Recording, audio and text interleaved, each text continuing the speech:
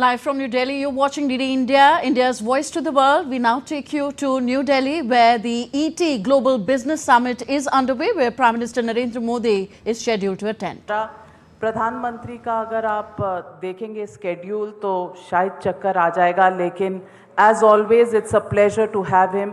Global business summit पर प्रधानमंत्री का हमेशा आशीर्वाद रहा है, शुरू से अब तक हमेशा, और उन्होंने ट्वीट भी किया है कि इस प्लेटफॉर्म से वो इकोनॉमिक एक्टिविटी को बढ़ावा देते हैं। सबसे पहले मैं आमंत्रित करूंगी हमारे मैनेजिंग डायरेक्टर विनीत जैन जी, उनको फेलिसिटेट करें, आदर से उन्हें एक शॉल प्रस्तुत करें।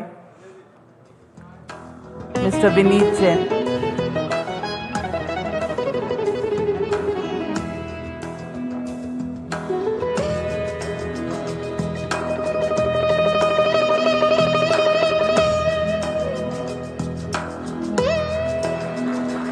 Big round of applause, ladies and gentlemen.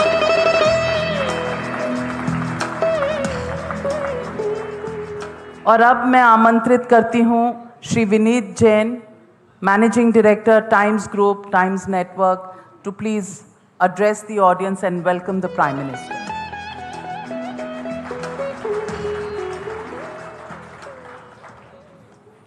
Honorable Prime Minister, Shri Narendra Modi ji, Excellencies, distinguished guests, it is my privilege to welcome you to the 9th edition of the ET Now Global Business Summit 2025, a summit that always sets the agenda for business, economy, and society. Over the years, this summit has evolved into a confluence of global thought leadership, where ideas are not just exchanged, but are transformed into action. Prime Minister, may I first congratulate you on your landmark visit to the US, which will go a long way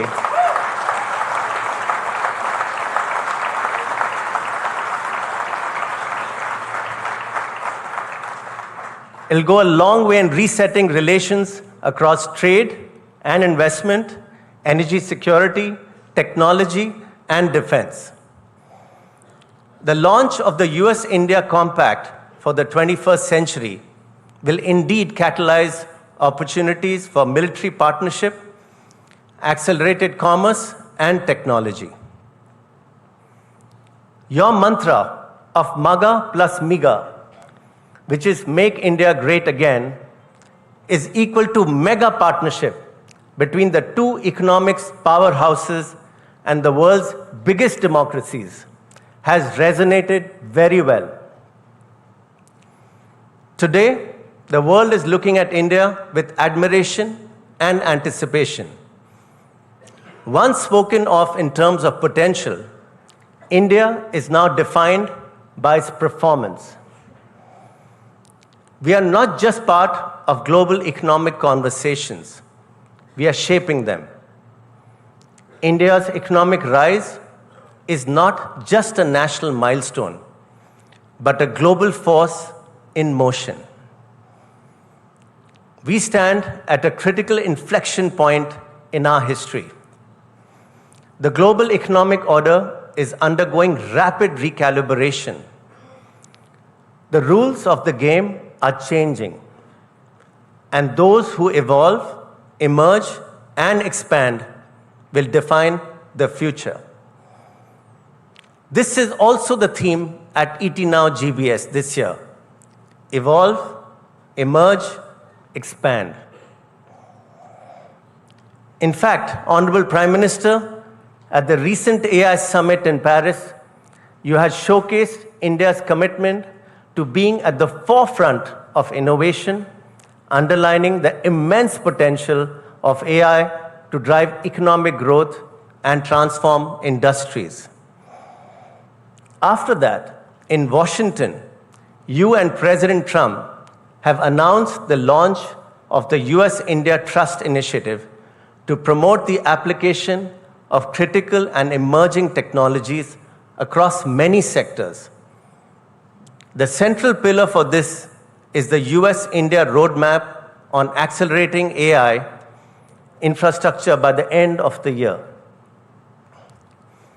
May I mention here that this summit also reaffirms our dedication to building a tech-driven future and positioning India as a global leader in the AI revolution.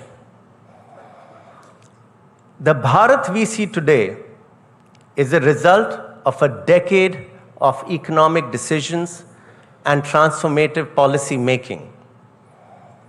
This comes from Prime Minister's vision that has positioned our country not just as a participant in global affairs, but as a leader shaping them.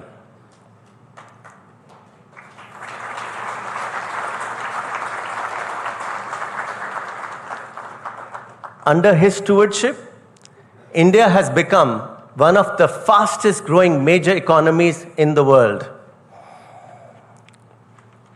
Today, India's economic expansion is not only driven by consumption, but by investment, innovation, and integration with global value chains. India is also making rapid strides in infrastructure development, which is not just about roads and ports, but also about economic corridors that are seamlessly integrating manufacturing, logistics, and technology hubs. The financial sector is not just about banks and traditional lending.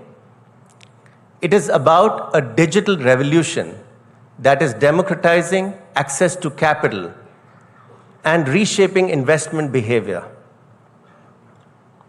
Our startup ecosystem is not about random success stories. It is a systematic mind shift towards entrepreneurship-led growth.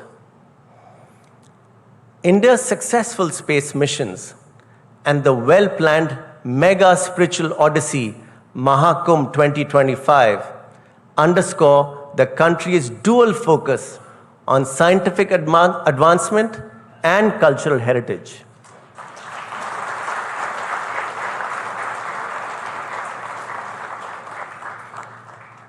The world is in transition.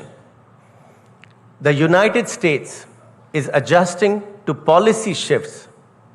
Europe is going through difficult adjustments, and China is navigating economic recalibrations. Against this backdrop, India offers what few other major economies can: high growth, macroeconomic stability, and a thriving investment climate. Today, major MNCs are not just looking at India as a market, but as a key partner in their global growth strategies. Supply chain realignments are creating an opportunity for India to emerge as a serious alternative in global manufacturing, thanks to the government's policies such as the PLI scheme for electronics and smartphones, PM Gati Shakti, National Logistics Policy, and many others. Technology is another arena where India is making rapid strides. From space exploration to advanced semiconductor manufacturing and fintech, India is setting benchmarks that the world is watching closely. India's fintech revolution, led by UPI processing over 70 billion transactions annually, has become a global case study in financial inclusion.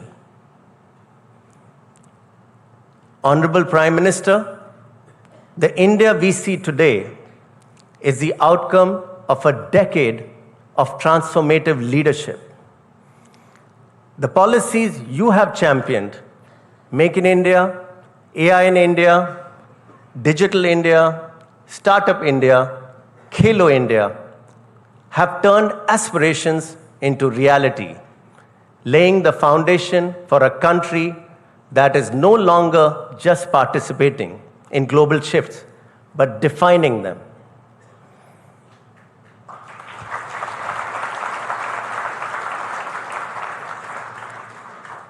Further, your visionary initiatives, including Pradhan Mantri Jan Dhan Yojana and Ayushman Bharat, have empowered millions of citizens with financial inclusion and accessible healthcare, driving India towards a more equitable future. Your leadership has thus ensured that India is not just an economy of scale, but also an economy of impact. The world today looks at India not merely as a market, but as a creator of opportunity, a hub of innovation, and a key pillar of global economic stability that is shaping the future. I must stress here that this transformation is not just about policies, it is also about people.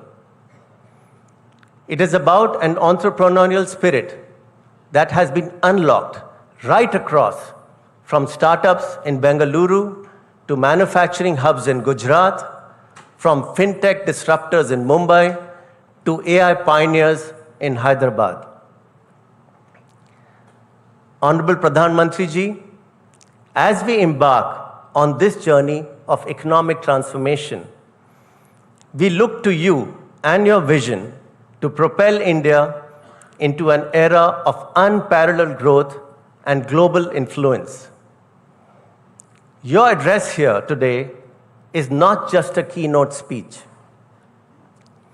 It is a statement of purpose, a roadmap for India's ascent, a vision that will inspire businesses, investors, and policymakers to make India into a $30 trillion economy.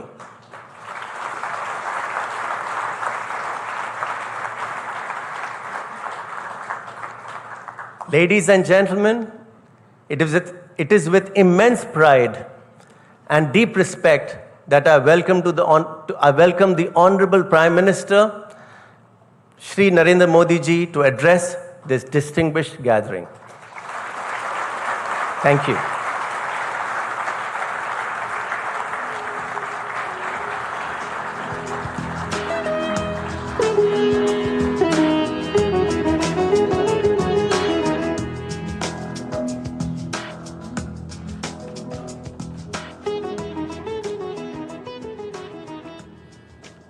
Shri Vinit Jain Ji, industry leaders, CEOs, अन्य सभी वरिष्ठ महानुभाव, देवी और सज्जनों, आप सबको नमस्कार।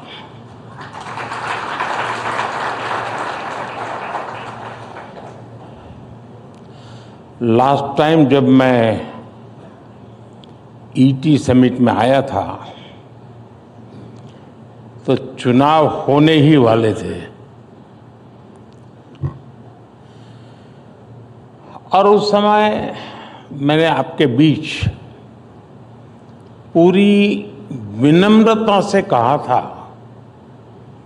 कि हमारे तीसरे टर्म में भारत एक नई स्पीड से काम करेगा।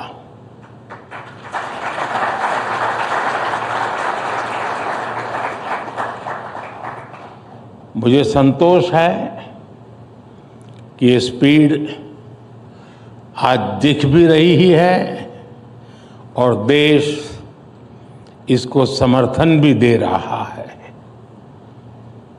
नई सरकार बनने के बाद देश के अनेक राज्यों में बीजेपी एनडीए को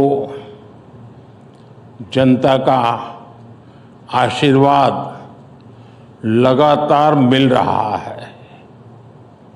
जून में ओडिशा के लोगों ने विकसित भारत के संकल्प को गति दी। फिर हरियाणा के लोगों ने समर्थन किया और अब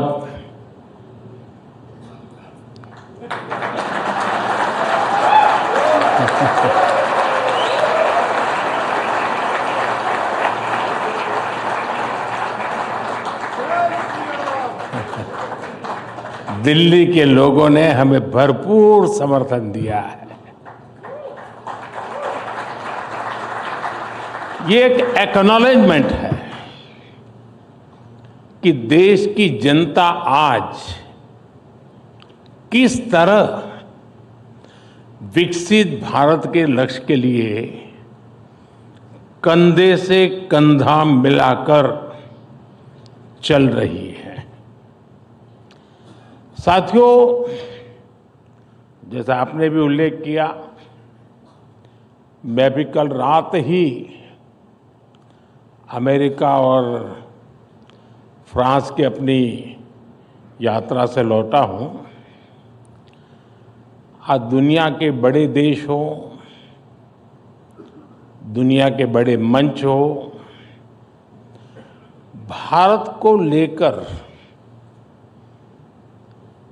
जिस विश्वास से भरे हुए हैं, ये पहले कभी नहीं था।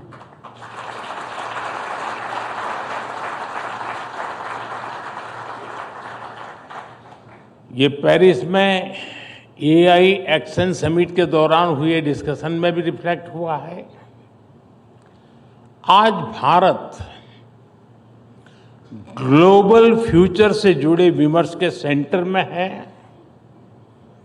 और कुछ चीजों में उसे लीड भी कर रहा है।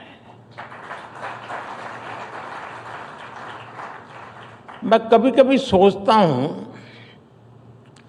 अगर 2014 में देशवासियों ने हमें आशीर्वाद न दिए होते, अब आप भी सोचिए,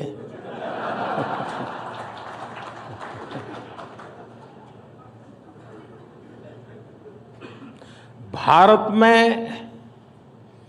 रिफॉर्म्स की एक नई क्रांति शुरू हो, यानी मुझे नहीं लगता है कि हो सकता है, ये कतई नहीं होता। आप भी इस बात को यानी सिर्फ कहने को नहीं, कन्विंस होंगे। क्या इतने सारे बदलाव होते क्या? आप पैसे जो हिंदी समझते होंगे उनको मेरी बात तुरंत समझ में आई होगी।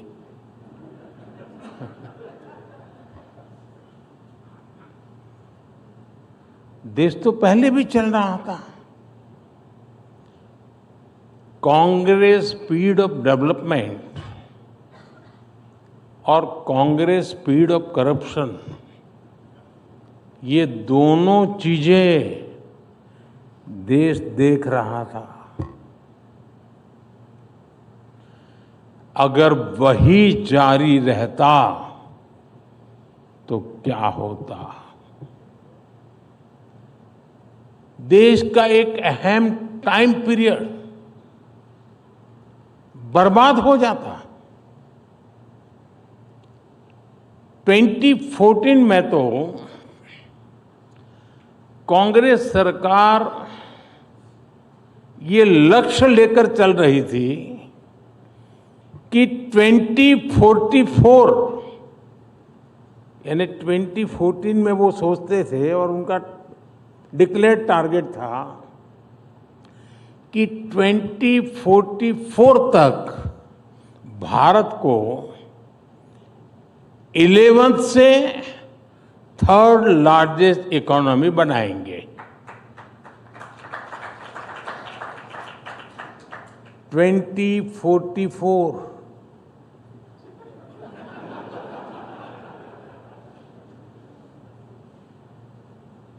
यानी 30 साल का टाइम पीरियड था। ये था कांग्रेस का स्पीड ऑफ डेवलपमेंट। और विकसित भारत का स्पीड ऑफ डेवलपमेंट क्या होता है? ये भी आप देख रहे हैं। सिर्फ एक दशक में भारत टॉप 5 इकोनॉमी में आ गया।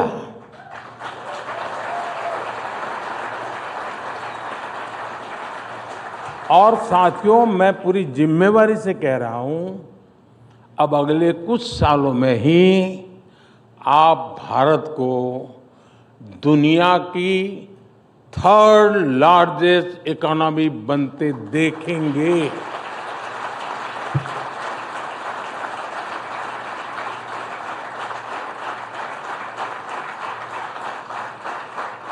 अब हिसाब लगाइए, 2044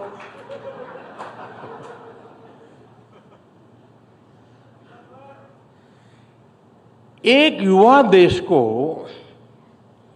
यही स्पीड चाहिए और आज इसी स्पीड से भारत चल रहा है। साथियों, पहले की सरकारें रिफॉर्म से बचती रही और ये बात भूलना नहीं चाहिए। ये ईटी वाले भुला देते हैं, नहीं मैं याद कराता हूं। जिस रिफॉर्म के गाजे बाजे हो रहे हैं ना, वो बिकॉज ऑफ कंपल्सन था, कन्विक्शन से नहीं था।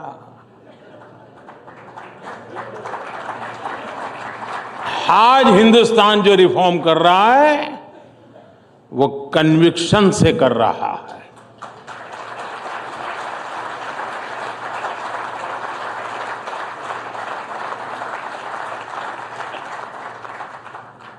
उनमें एक सोच रही, अब कौन इतनी मेहनत करे, रिफॉर्म की क्या जरूरत है, अब लोगों ने बिठाया है, मौज करो यार, 5 साल निकाल दो, चुनाव आएगा तब देखेंगे। अक्सर इस बात की चर्चा ही नहीं होती थी कि बड़े रिफॉर्म से देश में कितना कुछ बदल सकता है। आप व्यापार जगत के लोग हैं, सिर्फ हिसाब किताब आंकड़े नहीं लगाते, आप अपनी स्ट्रेटेजी को रिव्यू करते हैं, पुरानी पद्धतियों को छोड़ते हैं, एक समय में कितने ही लाभकारक रही हो उसको भी छोड़ते हैं आप। जो काल बाह्य हो जाता है उसका बोझ उठाकर कोई उद्योग चलता नहीं है जी, उसे छोड़ता ही है। आमतौर पर भारत में जहां तक सरकारों की बात है, गुलामी के बोझ में जीने की एक आदत पड़ चुकी थी। इसलिए आजादी के बाद भी अंग्रेजों के जमाने की चीजों को ढोया जाता रहा। अब हम लोग आमतौर पर बोलते भी हैं, सुनते भी हैं, और कभी कभी तो लगता है कि ये जैसे कोई बड़ा महत्वपूर्ण मंत्र है, बड़ा श्रद्धापूर्ण मंत्र है, ऐसे बोलते हैं, justice delayed is justice denied. ऐसी बातें हम लंबे समय तक सुनते रहे, लेकिन इसको ठीक कैसे किया जाए इस पर काम नहीं हुआ। समय के साथ हम इन चीजों के इतने आदी हो गए कि बदलाव को नोटिस ही नहीं कर पाते। और हमारे यहां तो एक ऐसा इकोसिस्टम भी है, कुछ साथी यहां भी बैठे होंगे, जो अच्छी चीजों के बारे में चर्चा होने ही नहीं देते। वो उसको रोकने में ही ऊर्जा लगाए रखते हैं। जबकि लोकतंत्र में अच्छी चीजों पर भी चर्चा होना, मंथन होते रहना, ये भी लोकतंत्र की मजबूती के लिए उतना ही जरूरी है। लेकिन एक धारणा बना दी गई है कि कुछ नेगेटिव कहो, नेगेटिविटी फैलाओ, वही डेमोक्रेटिक है। अगर पॉजिटिव बातें होती हैं तो डेमोक्रेसी को कमजोर करार कर दिया जाता है। इस मानसिकता से बाहर आना बहुत जरूरी है। मैं आपको कुछ उदाहरण दूंगा। साथियों, भारत में कुछ समय पहले तक जो पीनल कोड चल रहे थे वो 1860 के बने थे, 1860 के। देश आजाद हुआ तो हमें याद नहीं आया, क्योंकि गुलामी की मानसिकता में जीने की आदत हो गई थी। इनका मकसद 1860 में जो कानून बने, मकसद क्या था? उसका मकसद था भारत में गुलामी को मजबूत करना, भारत के नागरिकों को दंड देना। जिस सिस्टम के मूल में ही दंड है, वहां न्याय कैसे मिल सकता था? इसलिए इस सिस्टम के कारण न्याय मिलने में कई साल लग जाते थे। अब देखिए, हमने परिवर्तन किया, बहुत बड़ा कड़ी मेहनत करनी पड़ी है, ऐसा नहीं हुआ है। लाखों ह्यूमन आवर्स लगे इसमें, और भारतीय न्याय संहिता को लेकर के हम आए, भारत की संसद ने उसको मान्यता दी। अब ये न्याय संहिता को लागू हुए अभी 7-8 महीने ही हुए हैं, 7 to 8 मंथ हुए अभी तो, लेकिन बदलाव साफ साफ नजर आ रहा है, अखबार में नहीं। अब लोगों में जाएंगे तो बदलाव नजर आएगा। न्याय संहिता लागू होने के बाद क्या बदलाव आया है मैं बताता हूं। एक ट्रिपल मर्डर केस में एफआईआर से लेकर फैसला आने तक सिर्फ 14 दिन लगे। इसमें उम्र कैद की सजा हो गई।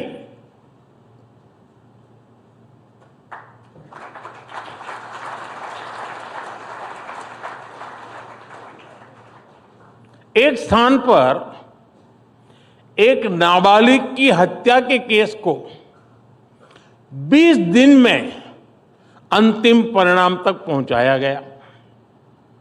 गुजरात में गैंगरेप के एक मामले में 9 अक्टूबर को केस दर्ज हुआ। 26 अक्टूबर को चार्जशीट भी दाखिल हो गई और आज 15 फरवरी को ही कोर्ट ने आरोपियों को दोषी करार दे दिया।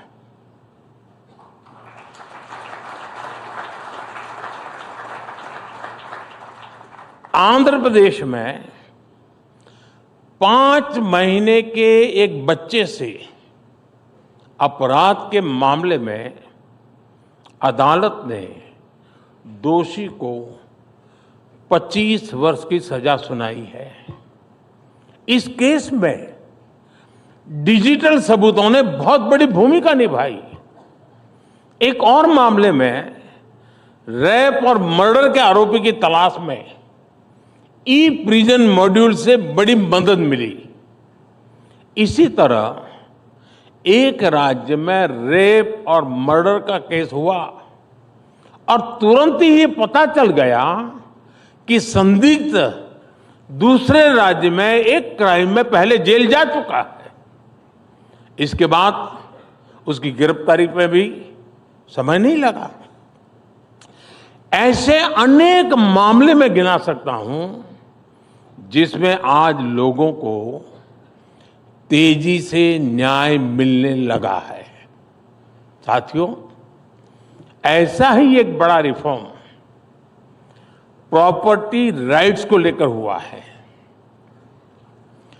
यूएन की एक स्टडी में किसी देश के लोगों के पास प्रॉपर्टी राइट्स का न होना एक बहुत बड़ा चैलेंज माना गया है। दुनिया के अनेक देशों में करोड़ों लोगों के पास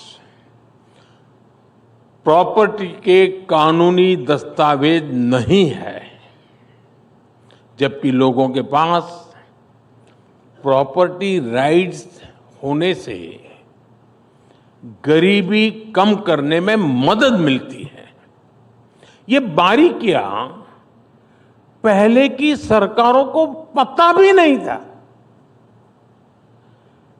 और कौन इतना सरदर्द उठाए जी, कौन मेहनत करे? ऐसे काम कोई ईटी की हेडलाइन तो बनने वाली नहीं है, तो करेगा कौन? ऐसी अप्रोच से न देश चला करते हैं, न देश बना करते हैं।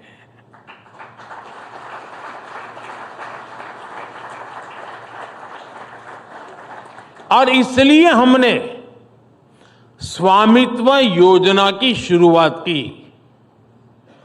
स्वामित्व योजना के तहत देश के 3 लाख से ज्यादा गांवों का ड्रोन सर्वे किया गया। 2.25 करोड़ से ज्यादा लोगों को प्रॉपर्टी कार्ड दिए गए। और मैं ईटी को एक हेडलाइन आज दे रहा हूं। स्वामित्व लिखना जरा ईटी के लिए तकलीफ वाला है, लेकिन फिर भी वो तो आदत से हो जाएगा। स्वामित्व योजना की वजह से देश के ग्रामीण क्षेत्र में अब तक 100 लाख करोड़ रुपए की प्रॉपर्टी की वैल्यू अनलॉक हुई है। 100 लाख करोड़ यानी 100 लाख करोड़ रुपयों की प्रॉपर्टी पहले भी गांव में मौजूद थी, गरीब के पास मौजूद थी, लेकिन इसका उपयोग आर्थिक विकास में नहीं हो पाता था। प्रॉपर्टी के राइट्स न होने से गांव के लोगों को बैंक से लोन नहीं मिल पाता था।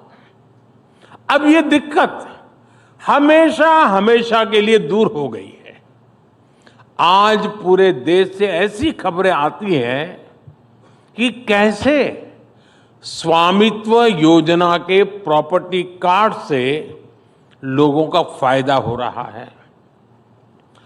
अभी कुछ दिन पहले राजस्थान की एक बहन से मेरी बातचीत हो रही है। उस बहन को स्वामित्व योजना के तहत प्रॉपर्टी कार्ड मिला हुआ है। इनका परिवार 20 साल से एक छोटे से मकान में रहता था। जैसे ही प्रॉपर्टी कार्ड मिला तो उनको बैंक से करीब 8 लाख का लोन मिला। 8 लाख रुपए का लोन मिला कागज मिलने से।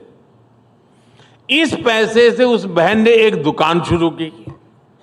अब उससे हुई कमाई से वो परिवार अब अपने बच्चों की हायर एजुकेशन के लिए सपोर्ट कर पा रही है।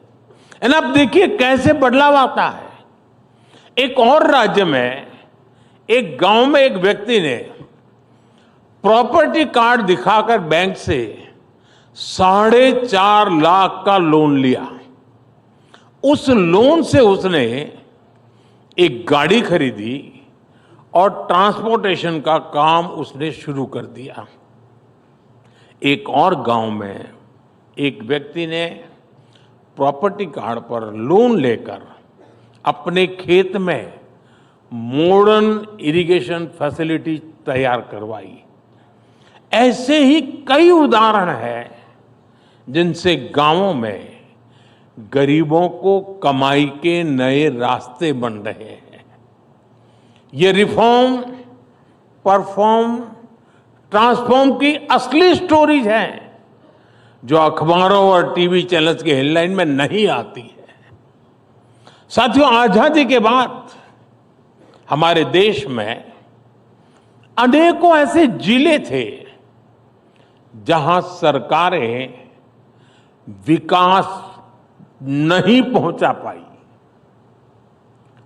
और ये उनके गवर्नेंस की कमी थी। बजट तो होता था, डिक्लेयर भी होता था, सेंसस के रिपोर्ट भी छपते थे, ऊपर गया कि नीचे गया। करना ये चाहिए था कि इन जिलों पर खास फोकस करते, लेकिन इन जिलों को पिछड़े जिले, बैकवर्ड डिस्ट्रिक्ट, इसका लेबल लगाकर उन जिलों को अपने हाल पर छोड़ दिया। इन जिलों को कोई हाथ लगाने को तैयार नहीं होता था। यहां सरकारी अफसर भी अगर ट्रांसफर होती थी तो ये मान लिया जाता था कि पनिशमेंट पोस्टिंग पर भेजा गया है। साथियों, इतना नेगेटिव एनवायरनमेंट, उस स्थिति को मैंने एक चुनौती के रूप में लिया और पूरे अप्रोच को ही बदल डाला। हमने ऐसे देश के करीब 100 से ज्यादा जिलों को आइडेंटिफाई किया, जिसको कभी बैकवर्ड जिला कहते थे, मैंने कहा ये एस्पिरेशनल डिस्ट्रिक्ट है, ये बैकवर्ड नहीं है। हमने यहां देश के युवा अफसरों को वहां पर ड्यूटी देना शुरू कर दिया। माइक्रो लेवल पर गवर्नेंस को सुधारने का प्रयास शुरू किया। हमने उन इंडिकेटर्स पर काम किया जिसमें ये सबसे पीछे थे। फिर मिशन मोड पर कैंप लगाकर सरकार की फ्लैगशिप योजनाओं को यहां लागू किया। आज इनमें से कई एस्पिरेशनल डिस्ट्रिक्ट्स देश के इंस्पिरेशनल डिस्ट्रिक्ट्स बन चुके हैं।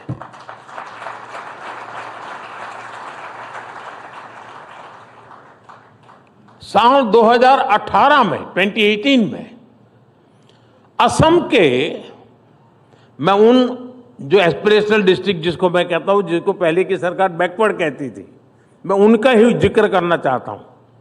असम के बारपेटा जिले में सिर्फ 26% एलिमेंट्री स्कूलों में ही सही स्टूडेंट टू टीचर्स रेशियो था, ओनली 26%।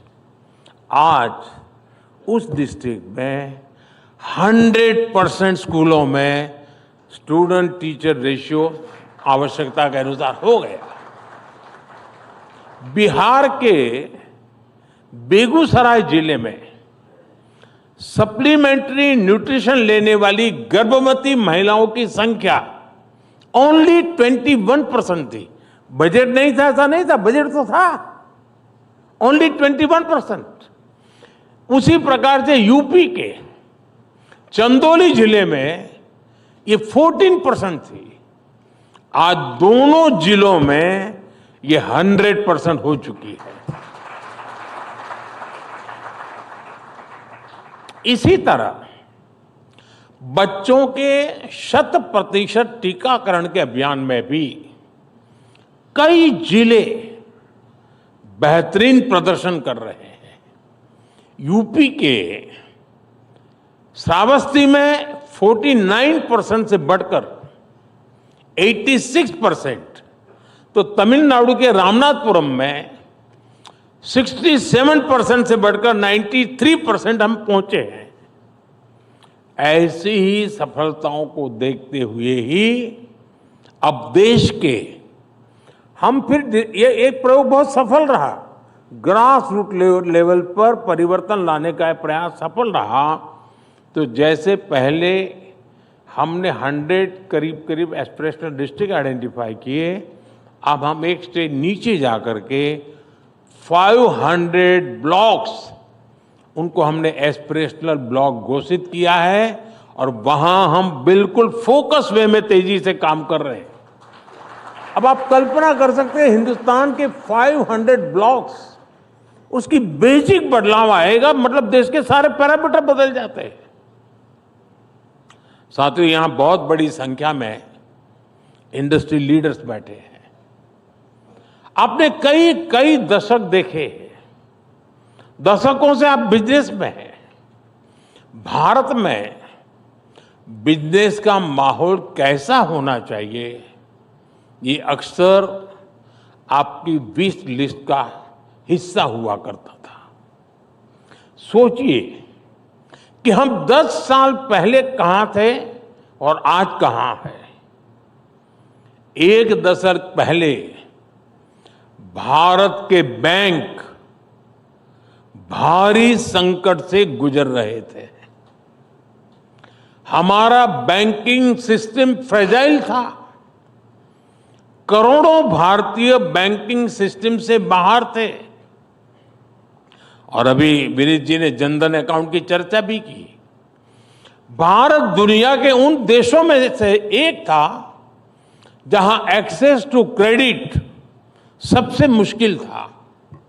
साथियों, हमने बैंकिंग सेक्टर को मजबूत करने के लिए अलग अलग स्तर पर एक साथ काम किया। Banking the unbanked, securing the unsecured, funding the unfunded, ये हमारी स्ट्रेटेजी रही। 10 साल पहले ये तर्क दिया जाता था कि देश में बैंक ब्रांच नहीं है तो कैसे फाइनेंशियल इंक्लूजन होगा। आज देश के करीब करीब हर गांव के 5 किलोमीटर के दायरे में कोई बैंक ब्रांच या बैंकिंग कॉरेस्पॉन्डेंट मौजूद है। एक्सेस टू क्रेडिट कैसे बढ़ा, इसका एक उदाहरण मुद्रा योजना है। करीब 32 लाख करोड़ रुपए उन लोगों तक पहुंचे हैं जिनको बैंकों की पुरानी व्यवस्था के तहत लोन मिल ही नहीं सकता था। ये कितना बड़ा परिवर्तन हुआ है। एमएसएमईज के लिए लोन मिलना आज बहुत आसान हुआ है। आज रेहड़ी पटरी ठेले वालों तक को हमने आसान लोन से जोड़ा है। किसानों को मिलने वाला लोन भी 2 गुने से अधिक किया है। हम बहुत बड़ी संख्या में लोन दे रहे हैं, बड़े अमाउंट में लोन दे रहे हैं और साथ ही हमारे बैंकों का प्रॉफिट भी बढ़ रहा है। 10 साल पहले तक इकोनॉमिक टाइम्स ही बैंकों के रिकॉर्ड घोटाले की खबरें छापता था। रिकॉर्ड एनपीएस पर चिंता जताने वाले एडिटोरियल छपते थे। आज आपके अखबार में क्या छप रहा है? अप्रैल से दिसंबर तक सरकारी बैंकों ने 1.25 लाख करोड़ रुपए से अधिक का रिकॉर्ड प्रॉफिट दर्ज किया है।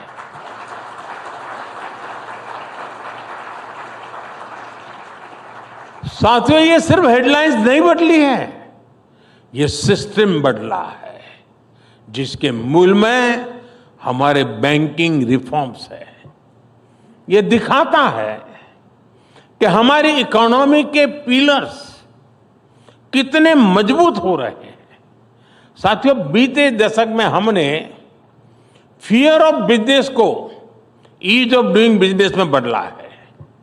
जीएसटी के कारण देश में जो सिंगल लार्ज मार्केट की व्यवस्था बनी है, उससे भी इंडस्ट्री को बहुत फायदा मिल रहा है।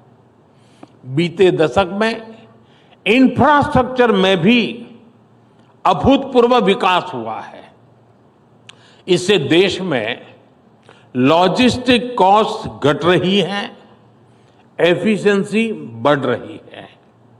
हमने सैकड़ों कंप्लायंसेस खत्म किए और अब जन विश्वास 2.0 से और भी कंप्लायंसेस को कम कर रहे हैं। समाज में, और ये मेरा कन्विक्शन है, सरकार का दखल और कम हो, इसके लिए सरकार एक डीरेगुलेशन कमीशन भी बनाने जा रही है।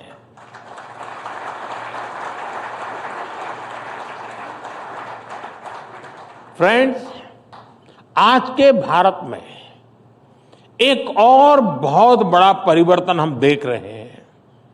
ये परिवर्तन फ्यूचर की तैयारी से जुड़ा है। जब दुनिया में पहली औद्योगिक क्रांति शुरू हुई तो भारत में गुलामी की जकड़न मजबूत होती जा रही थी। दूसरी औद्योगिक क्रांति के दौरान जहां दुनिया में नए नए इन्वेंशंस, नई फैक्ट्रियां लग रही थी, तब भारत में लोकल इंडस्ट्री को नष्ट किया जा रहा था। भारत से रॉ मटेरियल बाहर ले जाया जा रहा था। आजादी के बाद भी स्थितियां ज्यादा नहीं बदली। जब दुनिया कंप्यूटर क्रांति की तरफ बढ़ रही थी, तब भारत में कंप्यूटर खरीदने के लिए भी लाइसेंस लेना पड़ता था। पहली 3 औद्योगिक क्रांतियों का उतना लाभ भले ही भारत नहीं ले पाया, लेकिन चौथी औद्योगिक क्रांति में भारत दुनिया के साथ कदम से कदम मिलाने के लिए तैयार है।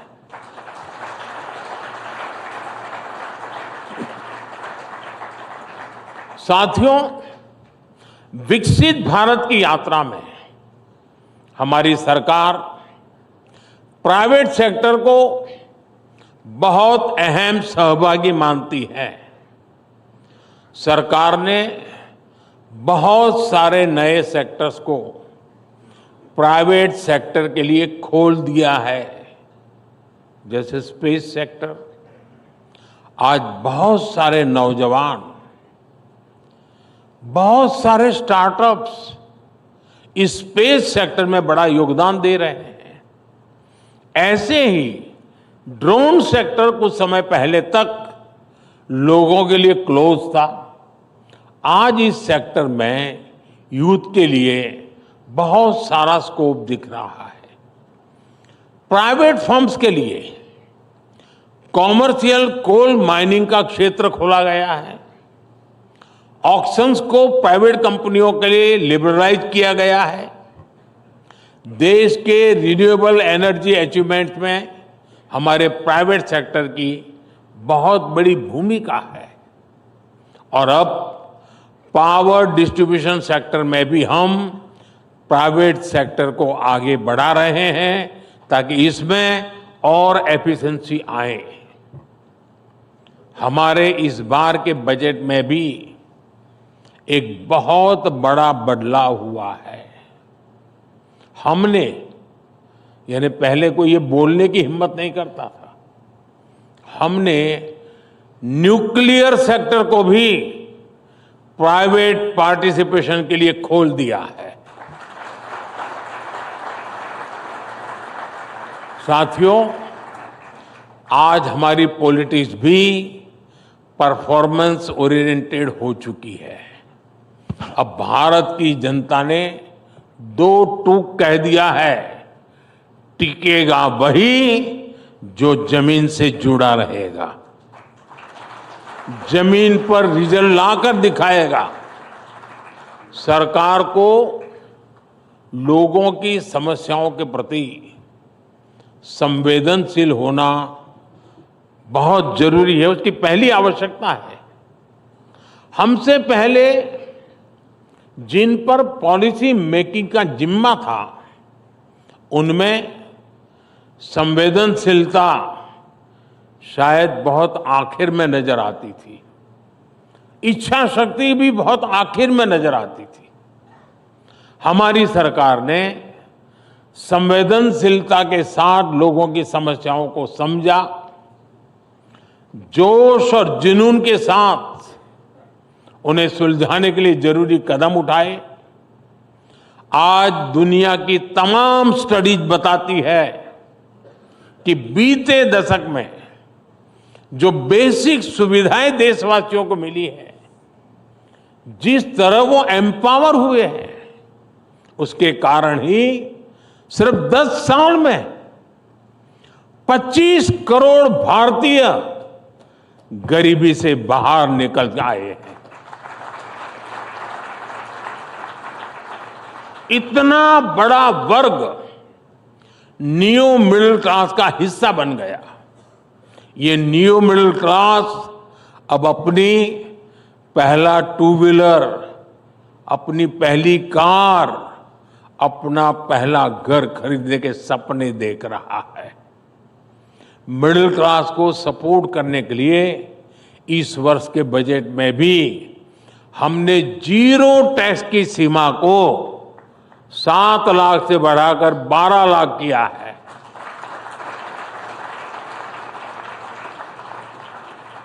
इस फैसले से पूरा मिडिल क्लास मजबूत होगा, देश में इकोनॉमिक एक्टिविटी भी और बढ़ेगी। ये प्रोएक्टिव सरकार के साथ ही एक सेंसिटिव सरकार की वजह से ही संभव हो पाया। साथियों, विकसित भारत की असली नींव विश्वास है, ट्रस्ट है। हर देशवासी, हर सरकार, हर बिजनेस लीडर में ये एलिमेंट होना बहुत जरूरी है।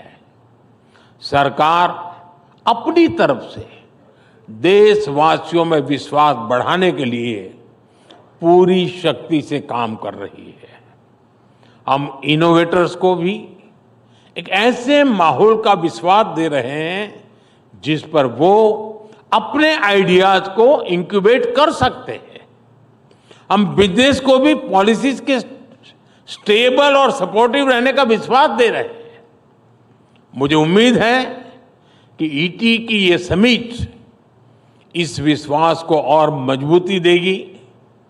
इन्हीं शब्दों के साथ मैं अपनी बात समाप्त करता हूं। एक बार फिर आप सभी को अपनी शुभकामनाएं देता हूं। बहुत बहुत धन्यवाद।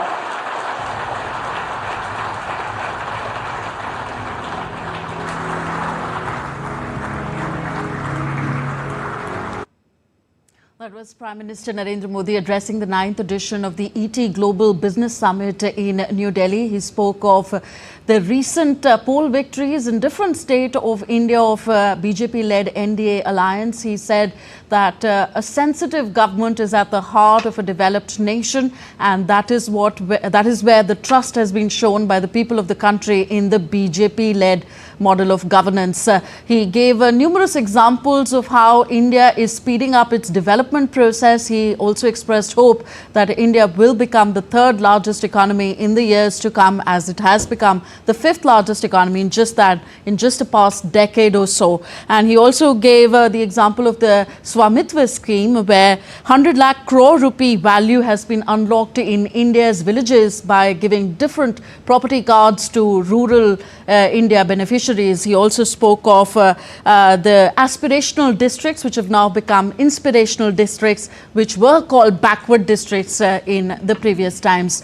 A lot has been said. He spoke of the reform politics, reform-oriented politics, which has given a new direction to India's banking system. All in all, this ET Global Business Summit is going to happen today and tomorrow in New Delhi with the theme Emerge, Explore and Expand. With that, we wind up this discussion. News and updates continue on DD India. Stay with us.